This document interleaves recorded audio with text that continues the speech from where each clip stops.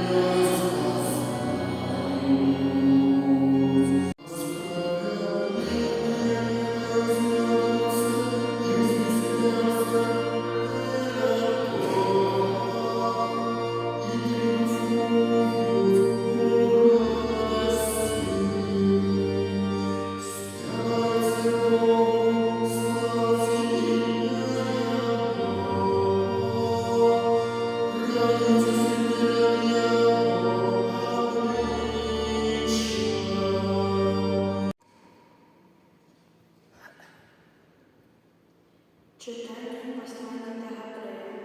Браты, вы не приступились ни до намацального, ни до распаленного огню, ни до сборку, темной и бури, ни до гула трубы и такого голосу слов, чтоб ты, кто его почул, просили больше не звертаться до них непосредственно. Вы ж приступились до горы Сион и до города Бога живого, до небесного Иерусалима, до безличи ангелов, до святочного собора, до костелов першородных, записанных в небесах, и до Бога, судьи усих, до духов праведных, якие досягнули доскональности, до Иисуса, посредника нового заповеда. Это Слово Божие.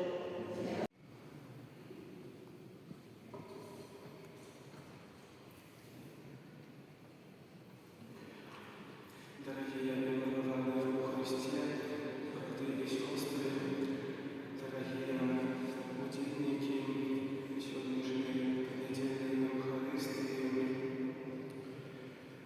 на початку нового навчального, школьного и катехетичного года до нас звертається Його Ексцеленція, біскуп Володимир Гуляй, старшина комісії Конференції католицьких біскупів Білорусі по справах католицької едукації і катехези.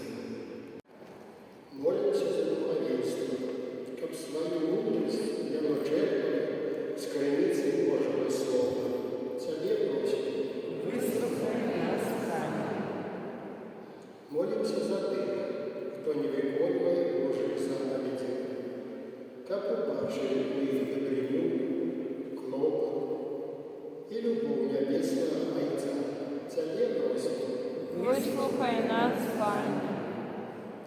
Молимся за людей, які покутають від п'янства, каб яны знайшли в собі сили для переодолення своєї слабості. Тебе просим. Вислухай нас, Пане. Молимся за невіруючих людей, каб Христос, якого яны ще не прийняли в своє серце, перемінив їх життя. Тебе просим. Вислухай нас, Пане. Молимся за нас, тут собрали, как мы завсюду шукали Божию волю и умели ее виконувати. Тебе просим. Вислухай нас, Пане.